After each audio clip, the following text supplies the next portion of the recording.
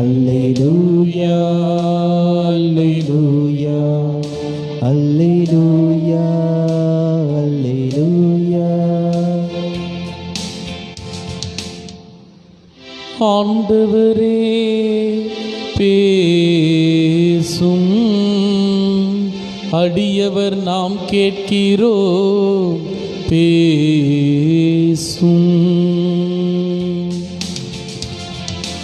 அல்லேலூயா அல்லேலூயா அல்லேலூயா அல்லேலூயா.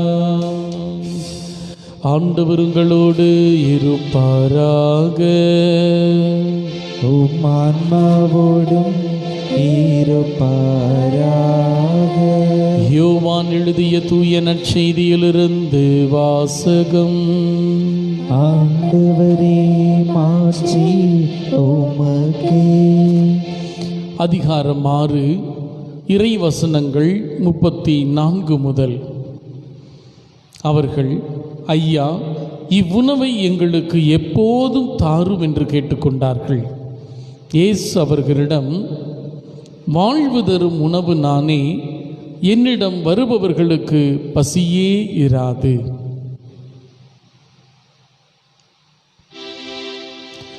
ஆண்டவரின் அருள்வாக்கு. கிறிஸ்துவே உமக்கு புகழ். அவரோட கண்களை மூடுவோம். ஆண்டோட வார்த்தைக்கு நம் இதயங்களை திறப்போம்.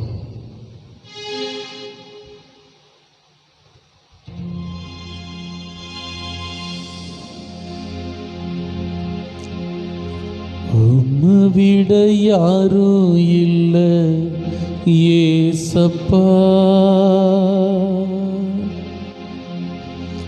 உம்மை விட்டா யாரும் இல்லை ஏசப்பா,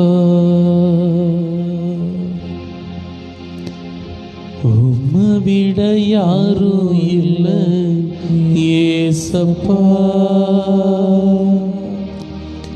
உம்மை விட்டா யாரும் இல்லை ஏசப்பா.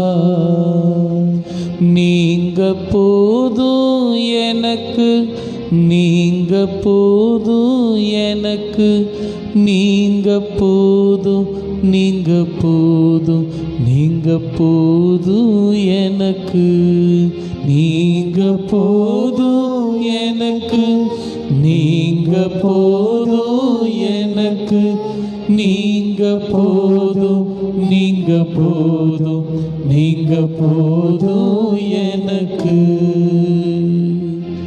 காலங்களை கடந்து எங்களை நேசிக்கிறவரே, எங்கள் மீது கொண்ட அதீத அன்பின் காரணமாக உமையே உடைத்து விருந்தாக நீர் கொடுத்தீர்.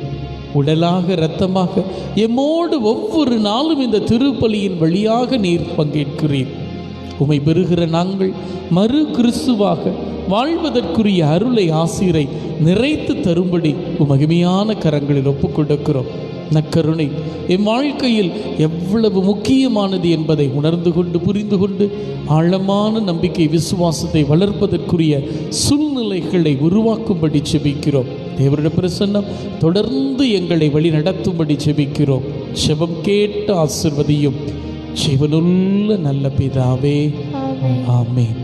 நீங்க போதும் எனக்கு, நீங்க போதும் எனக்கு, நீங்க போதும், நீங்க போதும், நீங்க போதும் எனக்கு, நீங்க போதும் எனக்கு, நீங்க போதும் எனக்கு, நீங்க போதும், நீங்க போதும், நீங்க போதும் எனக்கு. Praise the Lord.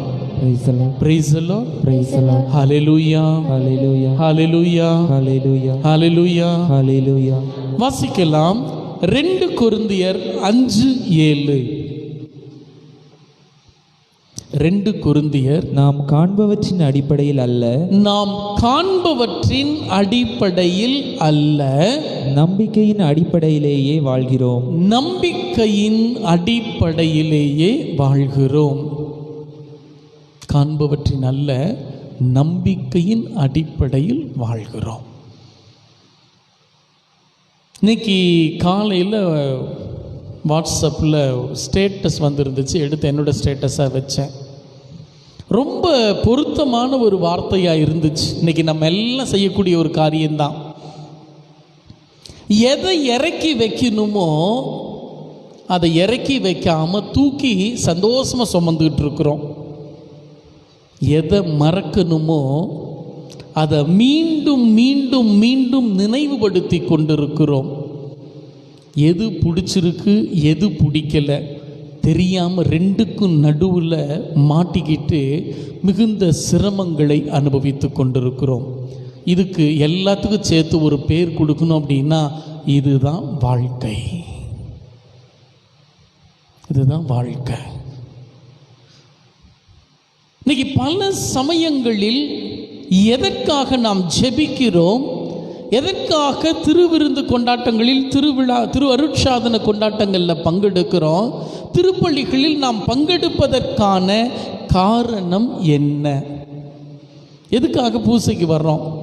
பூசையில் பங்கெடுத்து பக்தி நிறைஞ்ச உள்ளத்தோட மழை பெய்யுது, சந்தோஷமாக வீட்டில் இருந்திருக்கலாம், இல்லை நல்லா ரெஸ்ட் எடுத்துருந்துருக்கலாம்.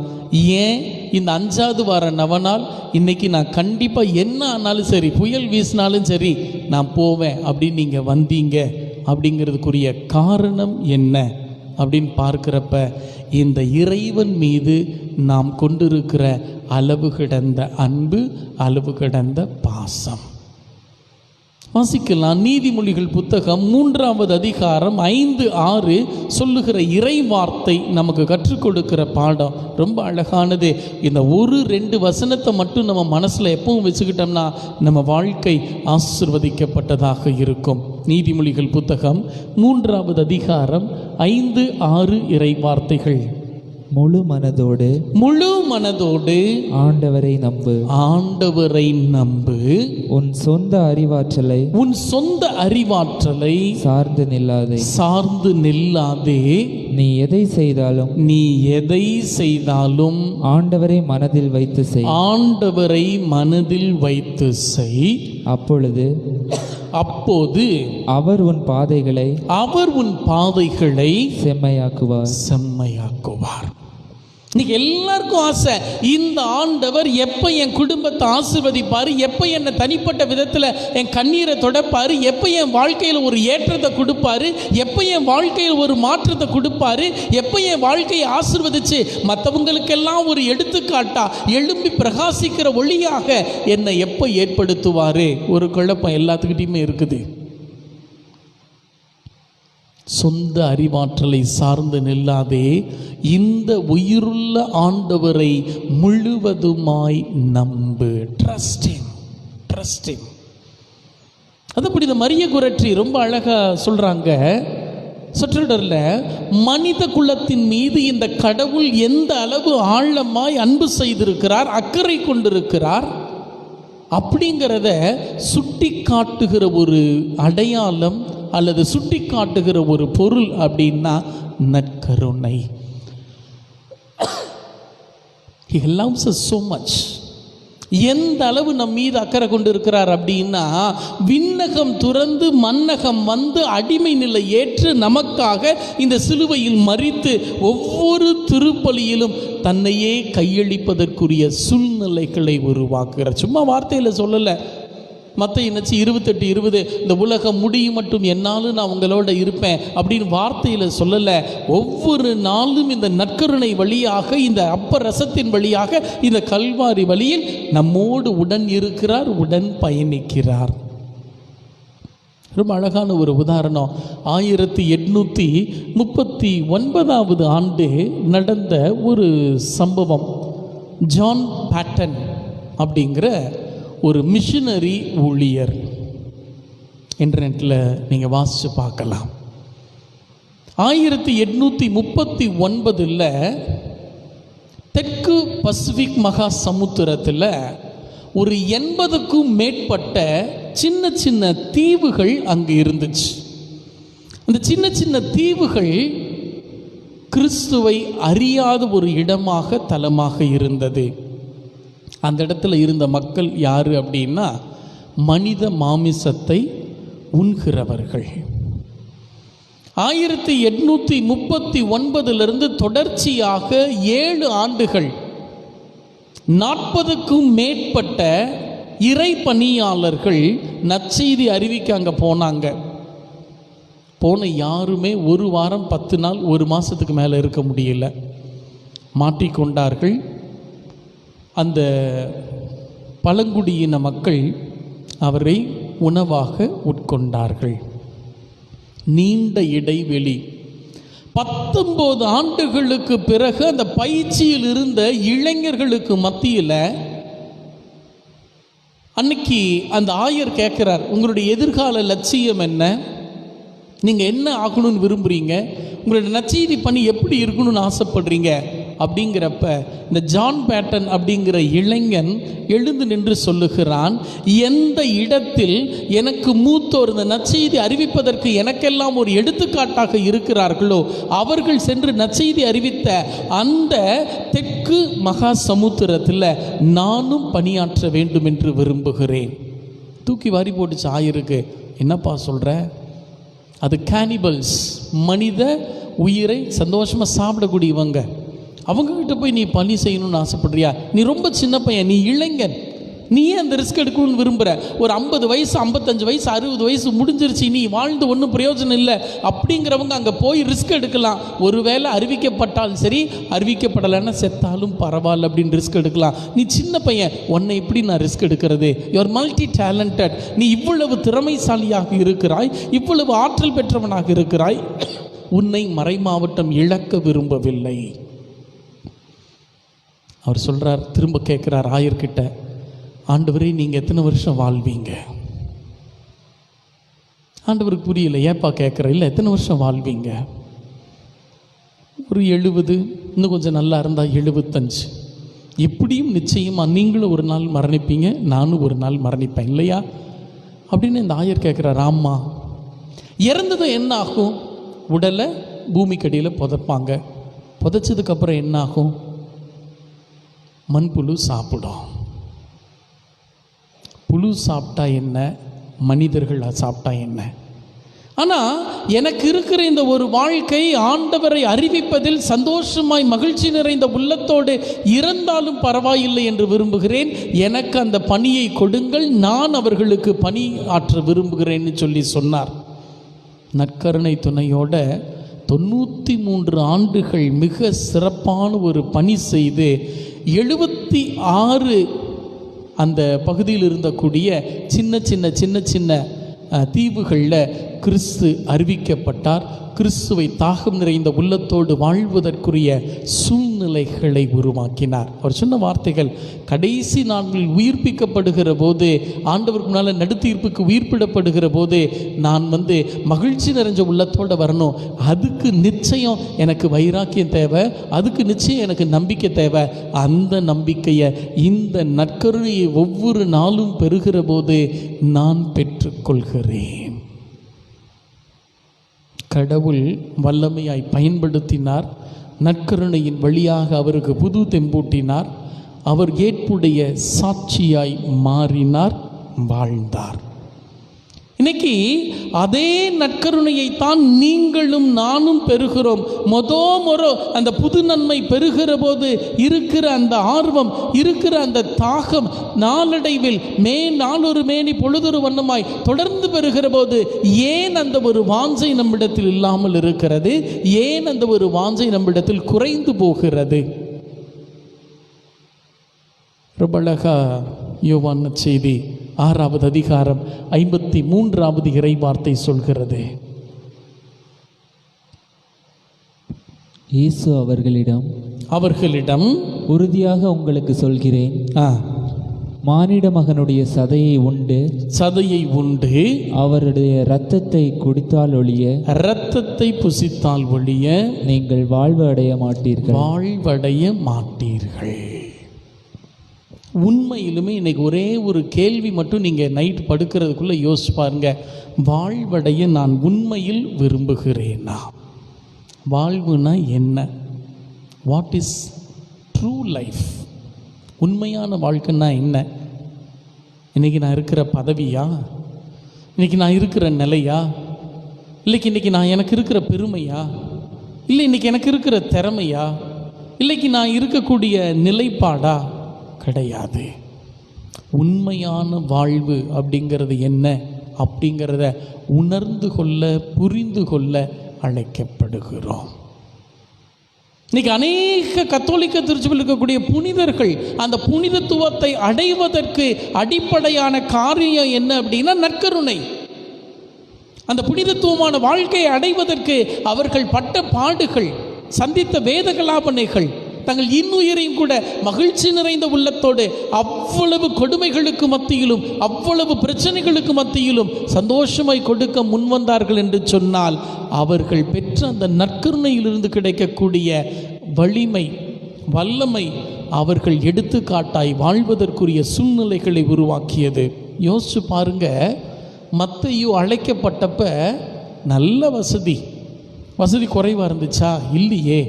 சுங்கத்துறையில் வரி வசூலிக்கிறது அப்படிங்கிறது இன்றைக்கி பெரிய பதவி. கிட்டத்தட்ட இன்றைக்கி மாதத்துக்கு ஒரு 5 லட்சம் சம்பாரிச்சாங்கன்னா எப்படி இருப்பாங்களோ அந்த மாதிரி ஒரு நிலை. எந்த வசதிக்கும் குறைவு இல்லை, எல்லாம் இருந்துச்சு. 3 நேரம் சாப்பாடு, சந்தோஷமாக என்னென்ன பிரியப்படுறமோ சாப்பிடலாம், என்னென்ன செய்யலாமோ செய்யலாம். எல்லா காரியங்களும் பண்ணுவதற்குரிய பதவி இருந்தது, அதற்குரிய நிலை இருந்தது, உன்னதமான நிலையில் உயர்த்தப்பட்டிருந்தார். ஆனால் இயேசு சொன்னதும் அதை விட்டுட்டு வேதாகமம் ரொம்ப அழகாக போட்டிருக்கோம், உடனே பின்பற்றினார். ஏன் உடனே பின்பற்றினார்? அவருக்கு தெரிஞ்சது இது வாழ்க்கை இல்லை, இது உண்மையான வாழ்க்கை இல்லை. உண்மையான வாழ்க்கை இந்த மனுஷனை பின்பற்றினா கிடைக்கும் அப்படின்ட்டு போனார். கூட இருந்த அந்த 3 வருஷத்தில் எவ்வளவு இன்னல்கள், எவ்வளவு அசௌகரியங்கள். அந்த அசௌகரியங்கள் கண்டிப்பாக இந்த இதில் இருக்கிறப்ப, பதவியில் இருந்தப்போ நல்லா இருந்திருக்கும். இயேசுவை பின்பற்றப்போ, இந்தப்பா இங்கே படுத்துக்கப்பா, இன்றைக்கி இதுதான்ப்பா, இதை சாப்பிடுப்பா, சந்தோஷமாக சாப்பிட்டாரு. கடைசியில் அவர் மரிக்கிற போது மிக கொடூரமாய் ரம்பத்தை தலையில் அறுத்தாங்களாம். கழுத்து ஆட்டு தோலை உரிக்கிற போல தோலை உரிச்சாங்களாம். மத்தேயு கேள்வி கேட்கல, ஆண்டவரே உங்களுக்காக என் சொத்து சொந்தம் எல்லாத்தையும் விட்டுட்டு வந்தேன், இப்படி கடைசியில் என்னை கைவிட்டுட்டீங்களே. இல்லை, அவருக்கு தெரியும் இந்த வாழ்க்கை கொஞ்ச நாள் அவ்வளோதான், சீக்கிரம் முடிஞ்சிடும், கண்ணுமைக்கும் நேரம், அவ்வளோதான். ஆனால் இதுக்கு பிறகு நிலையான நித்திய வாழ்வு ஒன்று உண்டு. அந்த வாழ்வு இந்த ஆண்டவரால் மட்டும்தான் தர முடியும். என்னோட பதவியால் கிடைக்காது, என்னோட வசதியால் கிடைக்காது, என்னுடைய மேன்மையால் கிடைக்காது, என்னுடைய குலத்தால், என்னோட ஜாதியால் கிடைக்காது. நிச்சயமாக இந்த இயேசுவால் மட்டும்தான் தர முடியும்னு ஆழமாக நம்பினார். அந்த பாடுகளின் போது, வேதகலாபின் போது கொஞ்சம் கூட ஏமாற்றப்பட்டது போல் காட்டப்படவில்லை. இந்த ஜான் பேட்டனோட வாழ்க்கை, அத்தனை பேர் போனவங்கெல்லாம் இல்லைன்னு ஆயிடுச்சு, நீ போனால் திரும்பி வருவோமா? இல்லை. 19 வயசில் எதுக்கு நீ அந்த ரிஸ்க் எடுக்கிற? அறிவித்தாலும் அறிவிக்காவிட்டாலும் இயேசுவுக்காக மட்டுமே நான் இருப்பேன், இருந்தாலும் இல்லாட்டியும் பரவாயில்ல, இயேசுவுக்காக மட்டுமே இருப்பேன். எது அவர்களுக்கு அந்த ஆற்றலை கொடுத்தது? நற்கருணை. அதுதான் திருத்தந்தை 16ஆம் பெனடிக்ட் ரொம்ப அழகாக சொல்கிறாரு, வாசிக்கலாம். இளையோர் மாநாட்டில் அவர் சொன்ன வார்த்தைகள், dear young people, the happiness you are seeking, the happiness you have a right to enjoy has a name and a face. It's Jesus of Nazareth hidden in the Eucharist. hidden in the Eucharist. இளையோருக்கு அவர் கொடுக்கிறது, இளையோரை இன்னைக்கு நீங்கள் ஓடிட்டு இருக்கிறது, தேடிட்டு இருக்கிறது எது? சந்தோஷம், மகிழ்ச்சி, இதுதான் வேணும்னு பின்னால் ஓடிட்டு இருக்கீங்க. அந்த மகிழ்ச்சிக்கு ஒரு பெயர் உண்டு, அந்த மகிழ்ச்சிக்கு ஒரு முகம் உண்டு. அது நாசரேத்தூர் இயேசு. அது எங்கே இருக்குன்னா இந்த நற்கருணையில் மறைந்து புதைந்து இருக்கிறார். சொல்றது என்ன? மறைமுகமா, உன் பிரச்சனைகளுக்கு தீர்வு இந்த இயேசு மட்டும்தான், வேற எதுவும் உன் பிரச்சனைகளுக்கு தீர்வு கொடுக்க முடியாது. இந்த நற்கருணையால் மட்டுமே உன் பிரச்சனைகளுக்கு மாற்றத்தை கொடுக்க முடியும். இந்த நற்கருணையால் மட்டுமே உன் பிரச்சனைகளுக்கு ஒரு தீர்வை கொடுக்க முடியும். இன்னைக்கு நீ தேடிட்டு இருக்கிறது எதை? எங்கே தேடணுமோ எங்கே இருக்கணுமோ அதை தேடாம முல்லா கதை நம்ம கேள்விப்பட்டிருப்போம். ஒரு இருட்டில் வைர மோதிரத்தை தொலைச்சிட்டார். எங்கே தேடினாரு? ஒரு 2 கிலோமீட்டர் தள்ளி ஒரு வெளிச்சம் இருந்துச்சு, அங்கே தேடினார். இது கேட்டோன்னே நம்மெல்லாம் சிரிச்சிருப்போம். இப்படி முட்டாள் இருக்கான் பாரு, எங்கே தொலைச்சோமோ அங்கே தேடாமல் 2 கிலோமீட்டர் தள்ளி வெளிச்சம் இங்கே தான் இருக்குன்ட்டு அங்கே தேடுறான் பாருன்னு சிரிச்சிருப்போம். இன்றைக்கி நம்ம எல்லாரும் அது போல தான் சமாதானத்தை, சந்தோஷத்தை, அன்பை, அமைதியை, மகிழ்ச்சியை எங்கே தொலைச்சோன்னு தெரியாமல் வேற எங்கேயோ வேற எதுலேயோ தேடிட்டுருக்கோம். நற்கருணையால் மட்டுமே அதை தர முடியும் என்று சொல்லி திருத்தந்தை 16ஆம் பெனடிக்ட் ரொம்ப அழகாக சொல்கிறாரு. வாசிக்கலாம். யோவான் புத்தகம் 6வது அதிகாரம் 35வது இறை வார்த்தை. இயேசு அவர்களிடம், வாழ்வு தரும் உணவு நானே, என்னிடம் வருபவருக்கு பசியே இராது, என்னிடம் நம்பிக்கை கொண்டிருப்பவருக்கு என்றுமே தாகமே இராது. அப்போ நமக்கு தெரிய வேண்டியது அதுதான். அப்போ பிரச்சனைகளுக்குரிய தீர்வு அப்படிங்கிறப்ப பசி, தாகம் அது ரெண்டுமே இருக்காது. அது மாற்றத்தை கொடுக்கக்கூடியது நான் மட்டுமே அப்படிங்கிறத சொல்கிறேன். சமீபத்தில் அதுக்காக திருத்தந்தை எடுத்த ஒரு அருமையான முயற்சி. அக்டோபர் 4ஆம் தேதி திருத்தந்தை சமீப காலத்தில் இந்த 20ஆம் நூற்றாண்டில் அறிவிக்கப்பட்ட புதிய புனிதர், இளம் புனிதர் யார் சொல்லுங்க பார்க்கலாம். அங்கே பார்க்காதீங்க. சமீபத்தில் அக்டோபர் 4 கார்லோ போடுங்க, அடுத்த ஸ்லைட் போடுங்க. Carlo Augustus. இந்த சின்ன பையன்தான். அவங்க அப்பா அம்மாவுக்கு பெரிய விசுவாசம் கிடையாது. அவங்க அம்மா புனிதராக மாறின அன்னைக்கு சொன்ன வார்த்தைகள், 4 பூசை தான் நான் பார்த்துருக்கேன், 4 பூசை தான் பார்த்துருக்கேன். ஆனால் இளம் வயதிலிருந்து, அவன் சின்ன குழந்தை பருவத்திலிருந்து எப்படி அவனுக்கு இந்த பக்தி வந்துச்சு? ஜெபமால நற்கருணை அப்படின்னு அவனுக்கு உசுறு. Jesus is my only friend அவன் சொல்லக்கூடிய வார்த்தைகள். 16 வயசில் இறந்தாச்சு.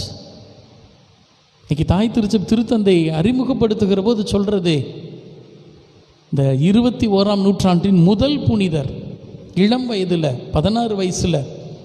மற்ற எல்லாருமே ரொம்ப பயசாக பக்தியாக ட்ரெஸ் போட்டிருப்பாங்க, ரொம்ப அழகாக தரித்திர உடை மாதிரி இருக்கும், இல்லை ஃபாதர் ட்ரெஸ்ஸு இல்லை சிஸ்டர்ஸ் ட்ரெஸ்ஸு, அது மாதிரி ரொம்ப மாடஸ்டாக இருக்கும். தாய் திருச்சபையில் மொதல் புனிதர் ஜீன்ஸ் பேண்ட் டிஷர்ட்டோடு நீங்கள் பார்க்கலாம். எதுக்காக அப்படின்னா, நீங்களும் புனிதராய் மாற, புனிதராய் வாழ அழைக்கப்பட்டிருக்கிறீர்கள். இவனை போல் நற்கருணை மீதும் ஜெபமாலை மீதும் பக்தி கொண்டிருந்தீர்கள் என்று சொன்னால் உங்கள் வாழ்க்கையும் உயர்த்தப்படும். கடைசி அந்த 2 வருஷத்தில் அவன் செஞ்சது அதுதான். உலகத்தில் எங்கெங்கெல்லாம் நற்கருணை புதுமை நடந்துச்சோ, எங்கெங்கெல்லாம் நற்கருணை சம்மந்தமாக இருக்கோ எல்லாத்தையும் எடுத்து ஒரு வெப்சைட் ஆரம்பித்து அதன் வழியாக கிறிஸ்துவை அறிவிப்பதற்குரிய சூழ்நிலைகளை முயற்சி எடுத்தான். கார்லோ 16 வயசு. அப்போ புனிதராய் மாறுவதற்குரிய வாய்ப்பு இந்த நற்கருணையில் இருக்குது. 3 முக்கிய காரியம். இன்றைக்கி அதை மட்டும் தெரிஞ்சுக்கிட்டிங்கன்னா போதும். 3 முக்கிய காரியங்கள். முதலாவது, வாழ்வடைய வேண்டும். வாழ்வுன்னா என்ன? 2வது, என் பிரச்சனைகளுக்கு தீர்வு இந்த நற்கருணையால் மட்டும்தான் தர முடியும். 3வது, 10ஓட 11 இருக்கிறதுக்கு கடவுள் என்னை அழைக்கலை, என்னை புனிதராய் மாற வாழ அழைத்திருக்கிறார். அதனால் நான் புனிதராக மாறணும் அப்படின்னா இந்த நற்கருணை எனக்கு ஆற்றலை, சக்தியை, திடத்தை தரும். அதனால தான் காண்பவற்றில் அல்ல, காணாதவற்றில். இப்போ நற்கருணையில் இருக்கிற இயேசுவுக்கும் சிலுவையில் இருக்கிற இயேசுவுக்கும் என்ன வித்தியாசம்?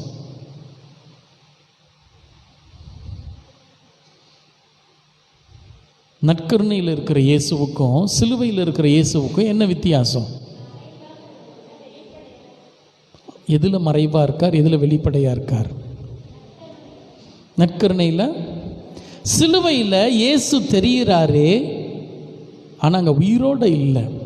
நற்கருணையில் இயேசு தெரியல, ஆனால் அங்கே உயிரோடு இருக்கிறார். அதுதான் நம்மளோட நம்பிக்கை, காணாதவற்றில் நம்பிக்கை. இந்த அடிப்படை விசுவாசத்தை கெட்டியாக பிடிச்சுக்குவோம். நம்ம வாழ்க்கை உயர்த்தப்பட போவது நிச்சயம். திருத்தந்தை 16ஆம் பெனடிக்ட் சொன்னது அதுதான், இழந்தது எங்கவோ அங்கே தான் தேடணும். நிச்சயமாய் சமாதானத்தை, சந்தோஷத்தை, மகிழ்ச்சியை கொடுக்கக்கூடிய உயிருள்ள ஆண்டவர் இவர் தான். அதனால தான் நம்ம தொடக்கத்தில் பாடினோம், நீங்கள் போதும் எனக்கு, வேற எதுவுமே வேண்டாம், நீங்கள் போதும் எனக்கு. அது எந்த அளவு உணர்ந்து பாடணுமோ தெரியல. வழக்கமாக பாடுறது போல் நம்ம பாடினோமா இல்லை, அந்த வார்த்தை பாடுறப்ப மஸ்ட் ஹேவ் த ஃபீலிங். வேற எதுவும் வேணாம்ப்பா, மத்தேயு போல், சக்கேயு போல் எல்லாத்தையும் விட்டுட்டு இந்த இயேசு போதும். மற்றவங்க என்னமோ பேசிட்டு போகிறாங்க, மற்றவங்க எப்படியோ நடந்துட்டு போகிறாங்க, எனக்கு இதுதான். மற்றவங்க என்னை ஏமாலின்னு கூட நினைக்கலாம், மற்றவங்க என்னை வித்தியாசமாக நினைக்கலாம், இன்றைக்கி எல்லாம் ஓடிட்டுருக்கிற உலகத்தில் இப்படியும் இருப்பாங்களா அப்படின்னு நினைக்கலாம். இது எனக்கு போதும். சந்தோஷமாக நம்ம ஆண்டவரோட பிரசன்னத்தில் ஒப்பு கொடுப்போம். ஆண்டவர் அழைத்தவர், உண்மையுள்ளவர். தொடர்ந்து அவர் வல்லமையின் பாதையில் நம்மை வழிநடத்த பக்தியோடு இந்த திருப்பலியில் மன்றாடுவோம். விசுவாசிகள் மன்றாட்டிற்காக